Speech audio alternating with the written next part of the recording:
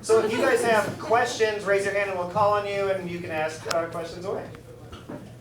Right here. Yeah, how many shows did y'all film in overall? Is it 2 shows, 3 shows? 2. Just 2 shows? 2 shows, 1 night, yeah. Nice. I was a lot less sweaty in the second show. So you can tell which cut is which. Yeah, I think we did a pretty good job of not making it obvious that it was 2 shows. I mean, I think it's fine that it is 2 shows.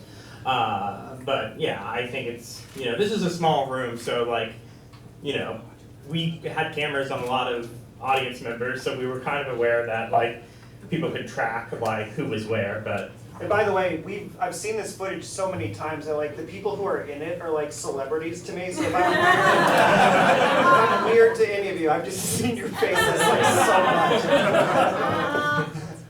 Hello! Who is your favorite crowd participant? Oh, Shorts guy. Short. I really loved him. We really milked that for a really long time. Sadly, the Shorts guy song didn't make it into the special just for time, but maybe we'll release it. It's a what? Sorry. Have you met the roommate yet? I have not met the roommate yet, but the song was kind of about how much I love the roommate. I think Chili Guy over there is pretty famous too. Oh yeah.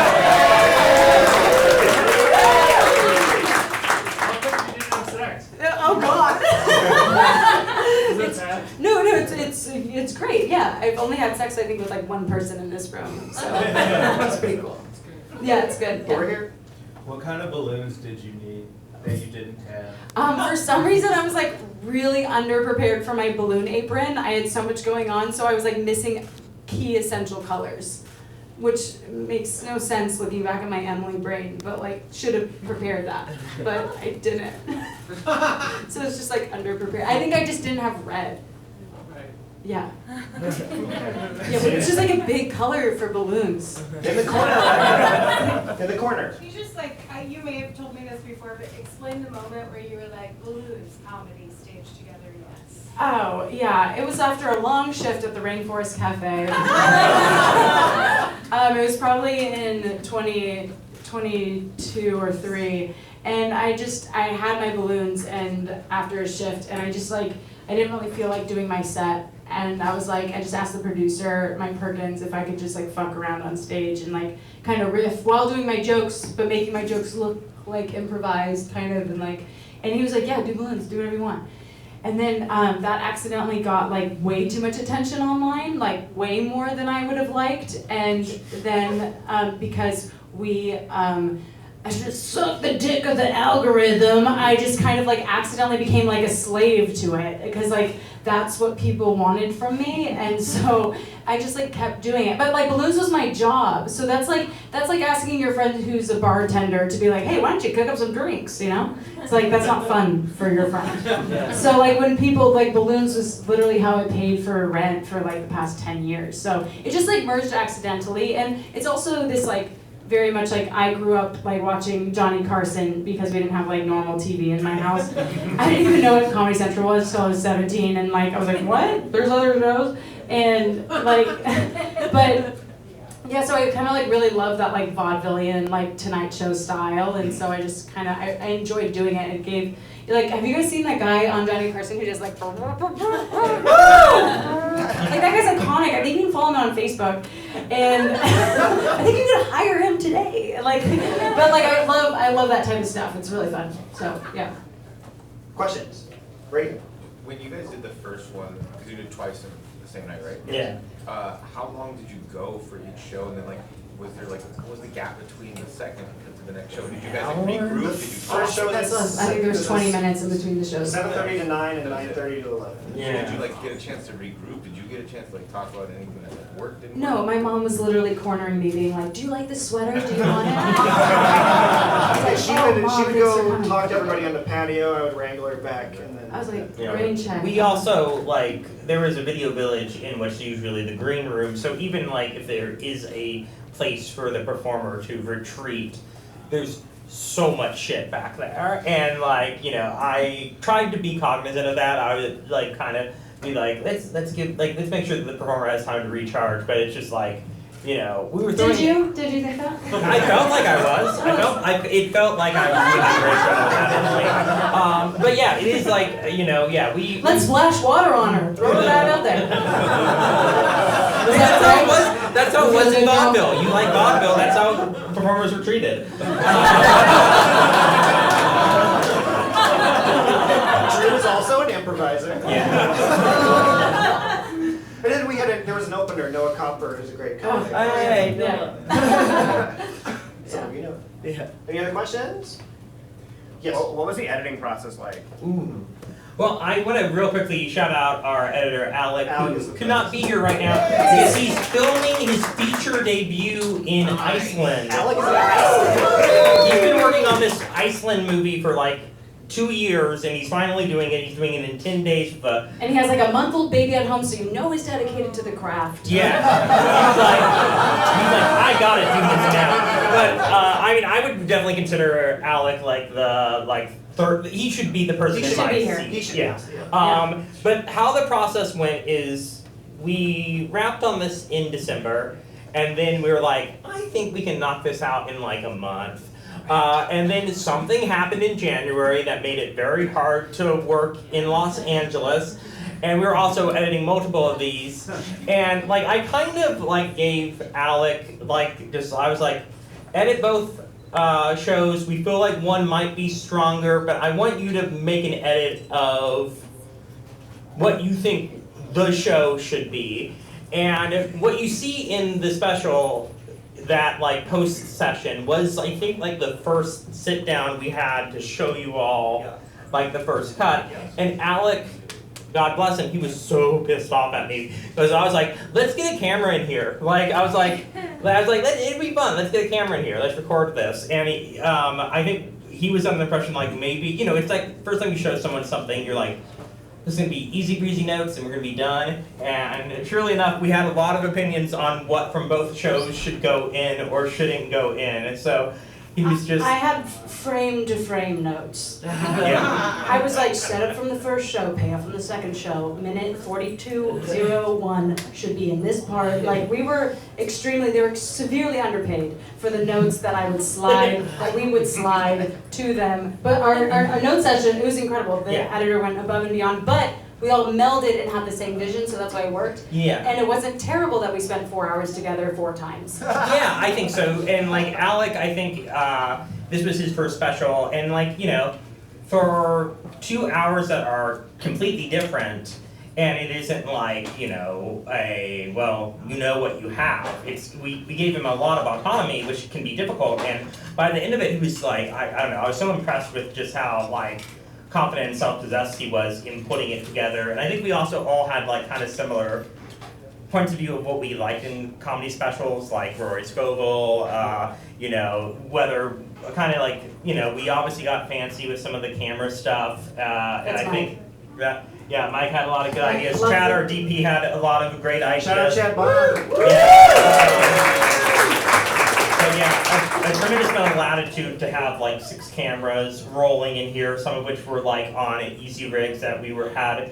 Just I just told our camera ops, I was like, get wherever you need to. I was like, forget the audience, and it worked. Any questions? I have one back here. Yes. Yeah. Okay, so it sounded like there might have been some disdain between the Rainforest Cafe and the balloons persona. And then eventually finding that it worked really magically on stage. When this becomes a huge success online, are you just gonna kick the balloons to the curb? Did someone hire you to be here? I'm not gonna name names, not gonna name names, but. I've definitely found a way to view balloons not through a money lens of me accepting tips to pay for movie tickets, but to see it as an art form, hence the balloon pit that's outside. That is extremely fun, because I blew up 1,500 balloons while watching the new Tina Fey show. So with my boyfriend by my side, that's so much better than a 3-year-old in front of me. It's just but yes, balloons will still exist, and you have to find gratitude to get. If anybody is looking at you, you should find gratitude that they're looking at you, and you shouldn't be mad at how they're looking at you. Like, and if you want to do something different, do something cooler. So it's just gonna be me doing more stuff with my hands. But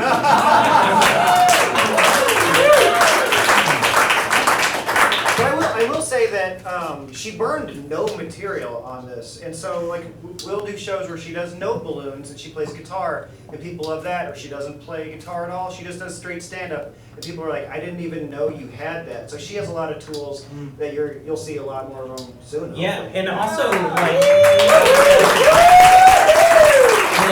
the American Beauty bit being really the only pre-planned thing, that went shockingly well. Like I thought we were all just like, okay, so like an hour into your show, you're gonna do this bit where you're gonna need to have things plugged in, hope that like it doesn't just like short out this theater, and like also be like someone needs to know American Beauty, and like we're gonna hope that it looks cool to like blast you with a leaf blower, and like it was surprisingly like we didn't have to edit out much of that. Like it was just like very smooth. Like it all came together really nicely. I will say thank you, Drew. You Yeah. freaking rock.